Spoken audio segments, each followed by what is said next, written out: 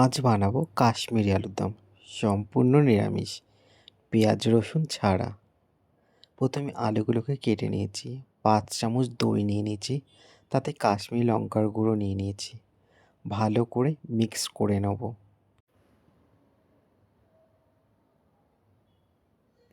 আর নিয়ে নিয়েছি ক্যাপসিকাম, লঙ্কা, আদা কুচি, কাজু কিশমিশ।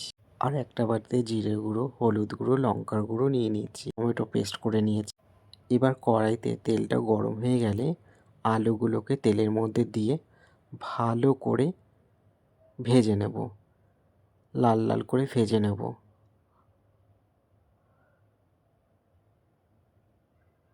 দেখতেই পাচ্ছ আলুগুলো লাল লাল করে ভাজা হয়ে গেছে। এরপর আমি একই তেলে তেজপাতা, শুকনো লঙ্কা আর গরম মশলা ফোড়ন দিয়ে নেব।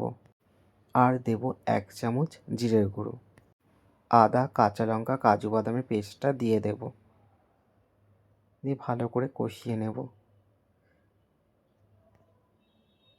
এরপর দিয়ে দেবো টমেটো বাটা, টমেটো বাটাটা দিয়ে ভালো করে কষিয়ে নেব যাতে কাঁচা গন্ধটা চলে যায় টমেটোর। এরপর দিয়ে দেবো দই আর কাশ্মীরি লঙ্কার গুঁড়োর মিশ্রণটি, ভালো করে কষিয়ে নেব। আর দিয়ে দেবো লঙ্কার গুঁড়ো, জিরের গুঁড়ো, হলুদ গুঁড়ো দিয়ে একটু জল দিয়ে ভালো করে কষিয়ে নেব। স্বাদ মতো নুন দিয়ে দেব। এরপর কাঁচা মটরশুঁটি দিয়ে ভালো করে কষিয়ে নেব। কষানো হয়ে গেলে আলুগুলোকে দিয়েও আমি একবার কষিয়ে নেব যাতে আলুগুলোর মধ্যে মশলাটা ঢুকে যায়। এরপর দিয়ে দেবো 3টে কাঁচা লঙ্কা আর দিয়ে দেবো পরিমাণ মতো জল, যার যতটা জলের প্রয়োজন। বাট একটু কষা কষা করলে খুবই ভালো লাগে খেতে। ঝোলটা ফুটতে শুরু করেছে, এবার আমি নামিয়ে দেবো। তোমরা চাইলে এর মধ্যে ধনেপাতাও কুচিয়ে দিতে পারো।